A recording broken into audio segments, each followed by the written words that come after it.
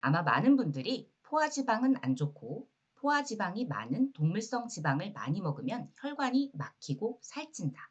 그리고 불포화 지방산, 식물성 지방들을 중심으로 지방을 섭취해야 된다고 알고 계실 거예요.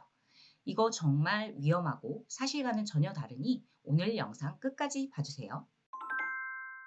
오늘은 요리할 때 흔히 사용하는 식용유 중에 염증과 암을 유발할 수 있어 당장 주방에서 버려야 할 식용유 7개와 그 이유를 알려드릴게요. 무심코 집에서 쓰고 있는 식용유가 여기에 해당되지 않는지 오늘 반드시 확인해 보세요. 첫째, 콩기름, 대두유라고도 하는데 같은 식용유입니다. 두 번째, 카놀라유, 유채씨를 짜서 만드는 카놀라유란 캐나다에서 주로 생산 유통되기 때문에 캐나다산 오일이라는 뜻입니다. 세 번째, 포도씨유, 네 번째, 옥수수유, 다섯 번째, 해바라기 씨유, 여섯 번째, 아마씨유. 해외 직구나 수입 제품으로 유통되는 경우가 많아서 영어 flaxseed 오일을 기억해 주셔야 해요. 유기농, 오가닉 인증했다는 마크가 있어도 버리셔야 합니다. 일곱 번째, 홍화씨유. 아마씨유와 마찬가지로 수입 제품이 많아서 영어 이름 safflower seed 오일도 확인 가능합니다. 그러면 별약 요리할 때 대체 뭘 써야 하는 거야? 라고 물으실 것 같은데요. 자, 그럼 이제 제가 위에서 알려드린 식물성 식용유 7가지를 버려야 하는 의학적 이유 3가지를 알려드리겠습니다. 이 3가지 이유를 이해하신다면 어떤 기름을 써야 하는지 답이 나올 것입니다. 첫째, 산패에 취약한 불포화 지방산이 많기 때문에 이 7가지 식용유를 버리셔야 합니다. 여기서 이해를 돕기 위해서 지방에 대해 잠깐 설명을 드릴게요. 우리가 말하는 지방은 동물성 지방이든 식물성 지방이든 지방산으로 만들어집니다. 우리가 조금 더 익숙한 탄수화물을 구성하는 당에도 포도당, 과당, 젖당이 있는 것처럼 이 지방산은 크게 2가지 종류가 있는데요. 그것은 바로 포화지방산, 불포화 지방산입니다. 포화 지방은 그림에서 보시는 것처럼 가운데 탄소 한 개가 양쪽에 탄소와 손을 잡고 위와 아래로 수소를 하나씩 잡고 있는 모양이 쭉 이어져 있는 것인데요. 불포화 지방선은 또 다르게 보이는 그림처럼 수소를 버리고 탄소들끼리 양손을 다 잡고 있는 걸 이중결합이라고 하는데 이런 결합이 있으면 불포화 지방산이라고 불러요. 요런 이중결합이 1개면 단일 불포화 지방산이라 부르고 2개 이상이면 다중 불포화 지방산이라고 말하는 겁니다. 한 번은 들어보셨을 오메가3, 오메가6가 바로 다중 불포화 지방산입니다. 포화지방은 육류, 치즈, 버터, 달걀 등 동물성 식품에 주로 존재하지만 코코넛, 야자 열매 등 특정한 식물성 식품에도 많이 있습니다. 버터를 보면 알 수 있듯 포화지방은 실온에서는 단단하게 굳고 따뜻한 곳에서는 부드러워지는 특징이 있는데요. 이런 포화지방은 굉장히 안정적이어서 고열에 노출되어도 변형되거나 손상되지 않습니다. 반면에 불포화 지방산이 많은 식물성 기름은 실온에서는 액체 상태이고 포화지방에 비해 산패되기 쉽습니다. 이중결합이 많을수록 요리를 하지 않아도 빛이나 공기, 열에 의해 손상된다는 것이죠. 지방의 산패란 철이 녹쓰는 것과 같이 기름이 산화되어 불쾌한 냄새와 맛을 내게 되는데요. 포화지방산은 실온에서는 산패의 속도가 0인 반면에 버려야 할 7가지 기름에 많은 오메가6 리놀레산의 경우 실온에서는 40배 넘는 산패 속도로 진행됩니다. 100도씨일 때 포화지방산이 0.6의 속도로 산패되는 것에 반해 불포화 지방산은 100으로 산패 속도가 166배가 된다고 하니 100도씨를 훨씬 넘기는 튀김 요리에서는 말할 것도 없겠죠. 문제는 이런 산패 과정에서 생기는 독성 물질인데요. 특히 이런 불포화 식물성 기름으로 조리하거나 튀길 때 다양한 독성 물질이 만들어지는데 이 독성 물질이 DNA, RNA를 손상시키고 암과 치매를 유발할 수 있습니다. 실제 2019년에 발표된 연구 논문에 따르면 우리가 패스트푸드점에서 감자튀김 하나를 먹었을 때 독성 물질의 섭취량은 담배 25개 피를 피웠을 때 들어오는 것과 같은 양이라고 합니다. 생각만 해도 정말 끔찍하지 않나요? 어쨌든 열을 가했을 때 발생하는 독성 물질의 농도가 포화지방인 코코넛 오일에 비해 해바라기 씨유, 옥수수유 등 식용유가 10배가 넘게 생긴다고 하니 튀김 음식 안 먹을 수 있으면 베스트겠지만 집에서 요리를 할 때만큼은 굳이 저 7가지 식물성 오일을 쓸 필요는 없다는 것이죠. 기름별로 산패의 취약성을 나타낸 그래프를 보면 포도씨유, 해바라기씨유, 대두유, 옥수수유, 면실유, 카놀라유 등 모두 버터에 비해 최소 5배에서 9배 산패에 취약합니다. 여러분, 이런 결과를 봐도 식물성 불포화 지방산이 동물성 포화지방보다 좋다는 생각이 드시나요? 두 번째, 식물성 오일 가공 과정에서 독성이 생길 수 있습니다. 우리가 먹는 식용유들은 어떻게 만들어질까요? 씨앗에서 기름을 짜내려면 여러 차례의 가공 과정을 거쳐야 가능합니다. 핵산과 같은 용매로 기름을 추출해야 씨앗에서 기름을 빼낼 수 있는데 여기서 잔류 용매 자체가 문제가 될 수 있겠죠.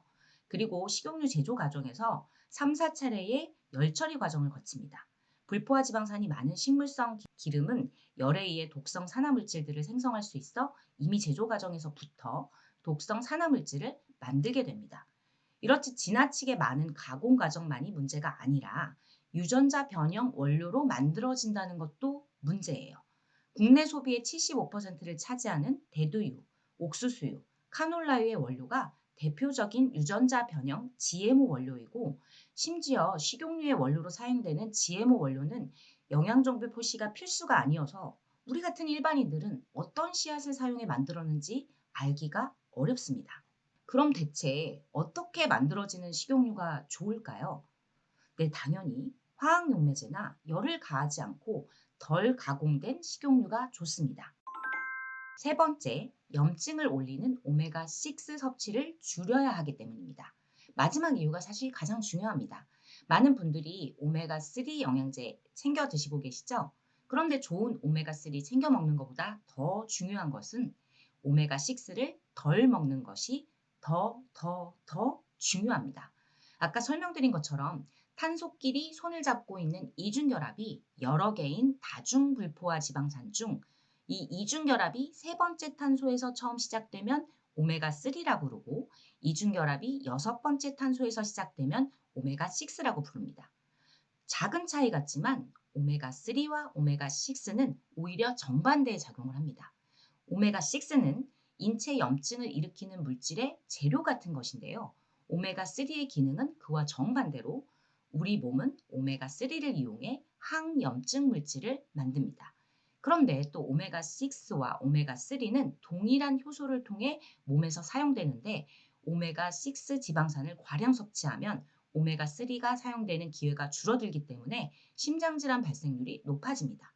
오메가6 지방산은 그 자체가 염증 유발 가능성이 있는 데다 염증을 막는 데 가장 뛰어난 능력을 가진 두 물질 오메가3인 EPA와 DHA를 인체가 만들어내는 능력까지 감소시키는 것이죠. 수많은 연구를 통해 오메가6와 오메가3의 이상적인 섭취 비율은 1대1에서 4대1 정도가 적합한 것으로 확인되었어요.